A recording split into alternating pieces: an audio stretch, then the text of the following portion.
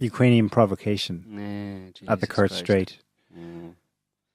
Well, I mean, it's pretty transparent, isn't it? Crimea River, America. Well, the entire media says Russia did it, of course, but they love saying Russia did it. Well, Russia did do it. Anyone who's thinking, though, knows that it's this was provocation to demonize Russia, in part. That would have been one motivation. It certainly jived nicely with Trump finally having a reason why he could not meet Putin on the sidelines at the G20 in Buenos Aires. Oh, sorry, I can't go because he's a bad man to Ukrainian Navy. Okay. So it's to demonize Russia. And of course, the other thing that's coming up are elections in Kiev. In March. I don't know why they even pretend. I bet they don't want it, but they hate it. They probably just want to institute Ukrainian Prime Minister dictatorship. The Ukrainian Prime Minister Poroshenko has officially a 7% approval rating, which is basically nothing. Zero. Well, it's when you're down at 7, you have nothing. 7 was probably just a counting error. Well, he's a very good Western leader in that respect.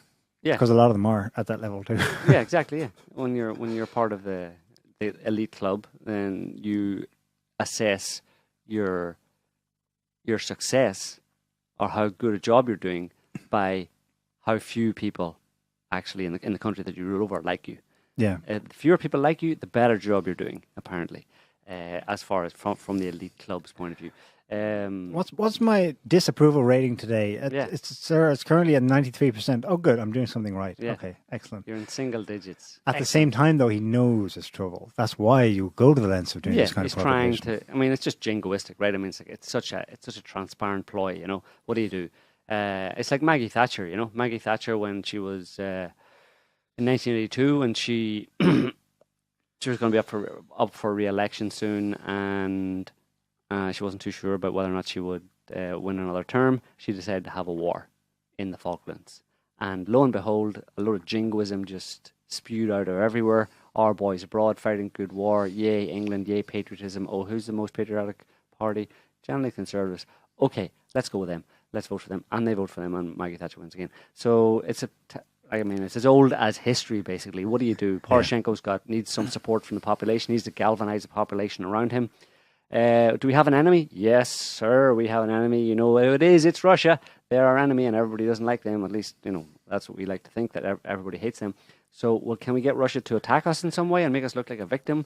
And therefore I need to, I don't know, maybe close the borders, implement some strong and stable leadership tactics, whatever. And maybe I'll get, up to 10% approval rating as a result.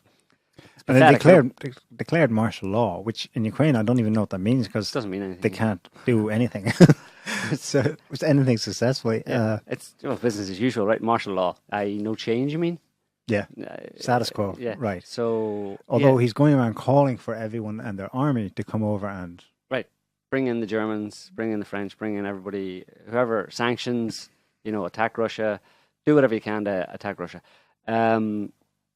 Russia's not taking any chances, though. It's obviously a setup. Bringing in the more S-400s to Crimea. Yeah, they're obviously taking it seriously, or to show strength or whatever. But yeah, it's hard to know whether they actually think that they would ever need to use those. Who's going to attack? Is someone going to attack Russia? Is someone going to attack their ship? What's NATO going to do? Bomb some Russian ships in the Sea of Azov or something? Or bomb some ships in the Black Sea? Bomb Sevastopol maybe? Bomb the Russian naval base in Sevastopol in Crimea? I don't know.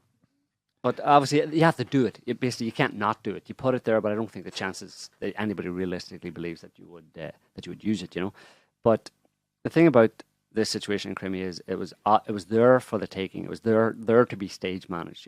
That provocation was there to be done because for the past really since Russia, not long after Russia or Crimea voted to rejoin the Russian Federation, and it became part of Russia. The Ukrainians, obviously, they closed their border. Recently they closed the border. They increased, obviously, checkpoints in the border between Crimea and Ukraine. But recently, after this recent incident, they basically closed the border to to anyone except Ukrainians. Nobody can get into Crimea anymore. Not allowed in unless you're Ukrainian. But they've also, I don't know how long ago they did this, but it's been quite a while. It's been at least a year. they cut off the water supply. Ukraine cut off the water supply to Crimea. And you can see it actually in maps of the greenery, the greenery of the country, the coverage of plants in the country. It's like from last year to this year, it's basically all brown, basically, because they're having water shortages. Having a ration. Water shortage, yeah, because Crimea has cut it off, and so those are the policies. I mean, you can say the Ukrainians are justified in doing that because Crimea was illegally stolen from them by Russia, but that misses the point that wouldn't have had to happen. Russia wouldn't have had to basically more or less take Crimea, even though the Crimean people voted and were happy to rejoin Russia. It wouldn't have had to have gone that way if the leaders or whoever they are, the clique within Ukraine, did not get together with the US State Department and plan a coup in 2014 that was specifically designed to deny Russia, for broad-scale geopolitical reasons, specifically designed to deny Russia its naval base in Crimea, in Sevastopol. That was the whole point of the Maidan revolution, the overthrow of Yanukovych and the installation of the State Department, basically. The State Department's chosen, hand-picked people to be the presidents. It was a takeover of Ukraine by the US State Department and to throw Russia out of Ukraine and out of its naval base in Sevastopol and Crimea. No other country in the world would have sat there and taken that. It's a major, major blow, a major attack on Russian sovereignty and on Russia itself, on Russia the country. It's a declaration of war. It's an attempt to steal a major military base. Imagine, give me, I don't know, what are the major military bases in the US? I mean, there's obviously... Well, which one's abroad? Oh, in the US proper? Well... yeah, effectively in the US proper, because that one in Crimea was... Fort Worth, wherever, any of the major US naval bases, let's say naval bases, over in California. Norfolk, Virginia. Imagine somehow Russia was able to basically deny the US access to one of its own naval bases. It's a declaration of war, effectively, and Russia was fully entitled to do what it did, which was to secure its naval base, which was, indirectly they did that by having a referendum, taking Crimea and having a referendum. And the good thing for Russia was that the majority of people in Crimea wanted to rejoin the Russian Federation. So the Ukrainians have only got themselves to blame for this situation. But they've got there's sour grapes all over the place as a result. They're crying and complaining. They're just they're pathetic. That junta in Kiev are absolutely pathetic, as all quisling governments are. They're completely discredited and pathetic. And they're crying and they won't shut up about evil Russia, Russia this, Russia that. They hate Russia, basically. So that leads up to the situation where they decide, well, what can we do? Well, part of the circumstance that led up to this incident in the Kerch Strait was that as a result of Ukrainian antagonism towards Crimea and towards Russia, Russia has been exerting its control in the Sea of Azov and the Kerch Strait by checking all of the boats. That Sea of Azov, they're basically in, just off the Black Sea up into, it borders Ukraine and Russia. A small kind of sea. There are ports along there, Mariupol and stuff, industrial ports belonging to that are Ukrainian. But there's also Russian ports and all that kind of stuff. But Russia, having a bigger military and bigger naval forces, has basically been dominating the transit of ships in and out of that Sea of Azov and to the ports and back, and has been harassing Ukrainian ships and kind of detaining them and checking them because it's suspicious, and there's every right to be suspicious of the Ukrainians because they've been plotting for the past 4 years, openly and covertly, against Russia. So they're just increasing security. So they've had enough of this. They've had enough of Russian strong-arming us in the Sea of Azov, harassing our ships and our military ships and all that kind of stuff. So they decide to do something about it, which is to, let's make Russia look bad. How can we provoke Russia into taking some action against some of our ships?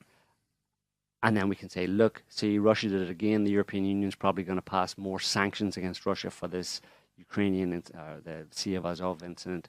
And Trump, like you mentioned, cancels a meeting with Putin. It's all just to make Russia look bad, and all with connivance, certainly, of the West and of the US State Department and the US deep state. The backstory to this that I heard was different. I think it's the Russian side. And I think it's true as well. We need to check it. But I think there's been a string of incidents in the last couple of years of the Ukrainians illegally boarding Russian ships in the Sea of Azov and taking the captains of merchant vessels in illegally. Well, I think if anything, the pattern is the other way. It's not been the Russians harassing. I don't know. The thing is, I would leave that open, But what I would say is that that's two sides of a story, basically. Conflicting accounts, and maybe both of them are true. Who started it? Then you have to get into who started boarding ships. I don't know who started boarding ships. What I'm saying is Russia has every reason to be suspicious of Ukraine because it is effectively a U.S. absolutely. government outpost on its borders, Yeah. and it. There's obviously the issue in Donbass, and the war taking over there. And Russia has every reason to be. Them taking Ukraine, the U.S. State Department taking Ukraine is pretty much the same as the progress of NATO up to Russia's borders over the past, since the end of the Cold War. When the U.S. promised they wouldn't do that, then they go ahead and start pushing into Poland, into Romania, into Bulgaria, into the Baltic states, and all kinds. They start pushing towards Russia and setting up missile systems in those areas. And this coup in Ukraine was simply another way to do exactly the same thing, to push right up to Russia's border and take Ukraine away from Russia, take it out of its sphere of influence and, surround Russia effectively with US military apparatus. So, on balance, obviously, Russia has every reason to do whatever it thinks necessary to protect its own interests because it's being threatened. Yeah. It has been being threatened for the past 10 years, actively, in very direct ways. By a power that is attempting and would love to see Russia destroyed. Yeah. What would you do? What set this off last week was that there's an existing arrangement. Yeah, they share the sea. They share the sea, and all it is that, and this predates the Maidan coup. Right. If you're passing through the Kerch Strait, you just notify, say who you are. Fine, and off you go. In this case, they were radio silent, and once they were radio silent on their approach, that's when the Russians sent out ships. Yeah. And then they tried to communicate directly ship to ship, no response. Right. Then they rammed. Then the Ukrainians started doing these crazy maneuvers, which we all saw. Then they rammed them and brought them in. So it was a change in the normal procedure as agreed between the two countries that predates the Maidan. Yeah. Which doesn't conflict with your general point, yeah. but on the specific legal laws of the sea, the Russians are in the right here. They were violating an agreement, but they also shot at the Russian at the Ukrainian ship. Yeah, they put a hole in it. And but the weird thing about what I still don't understand about it is what.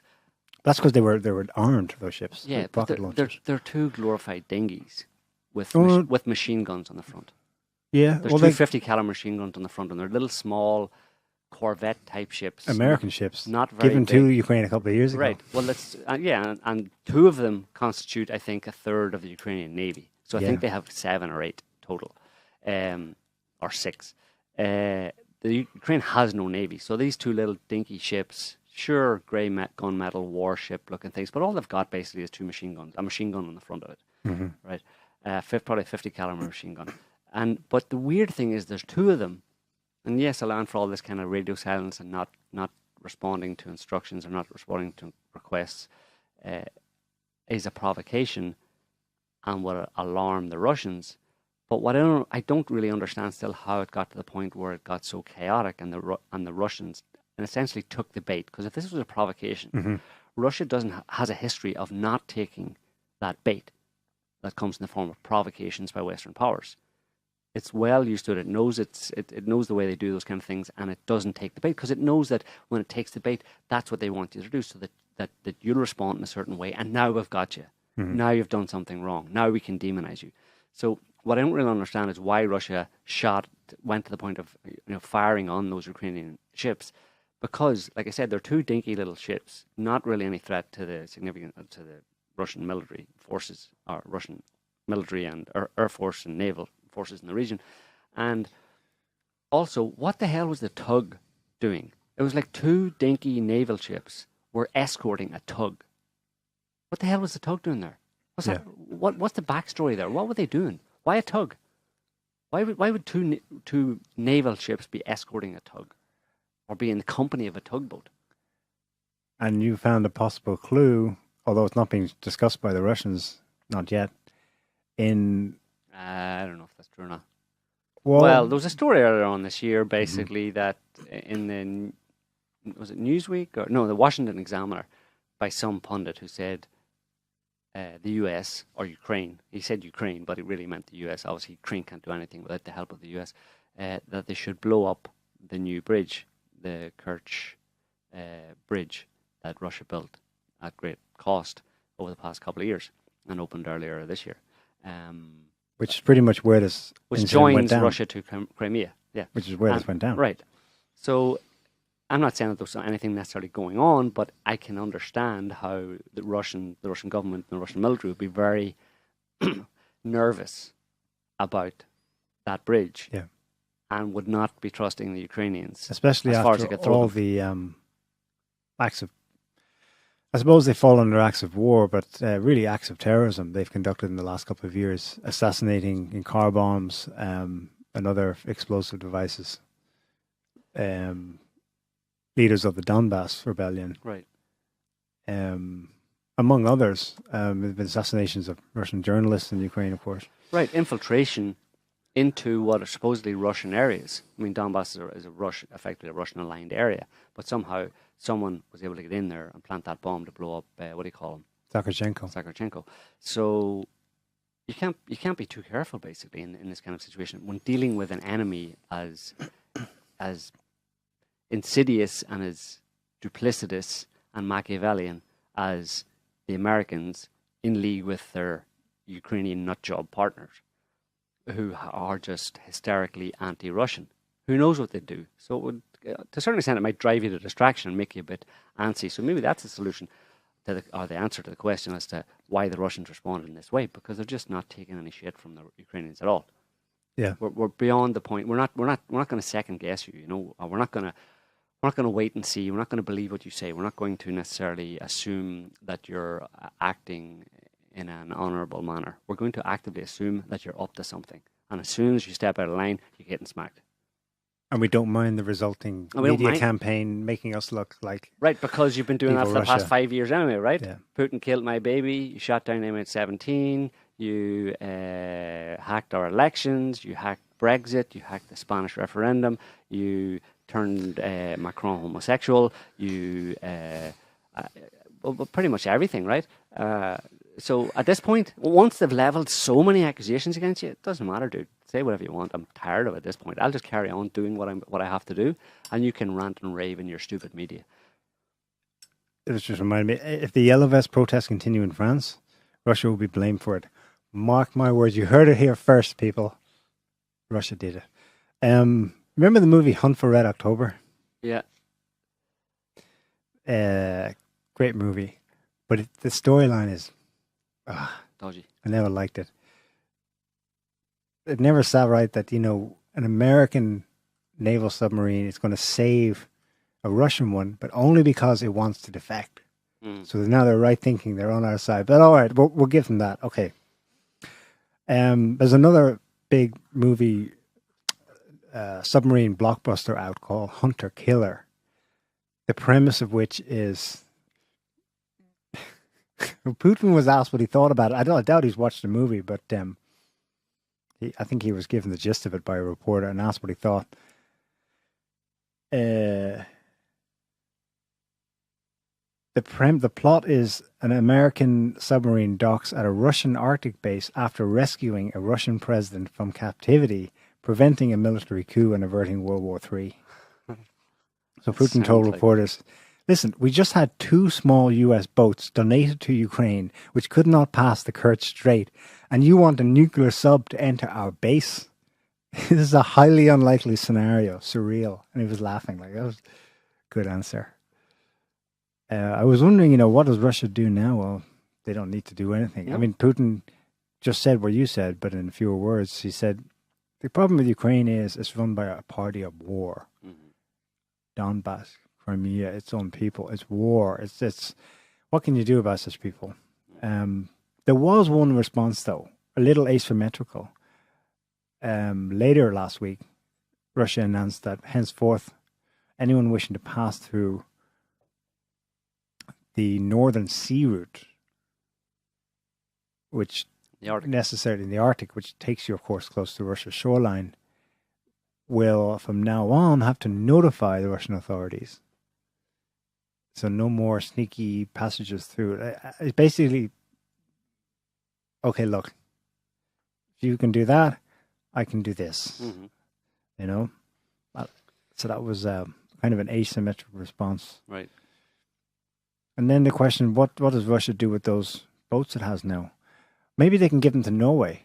I hear they're in need of a boat. Yeah. That way you can recycle NATO vessels, Mm-hmm. you know. Save the planet a bit. Yeah. Recycling. Good.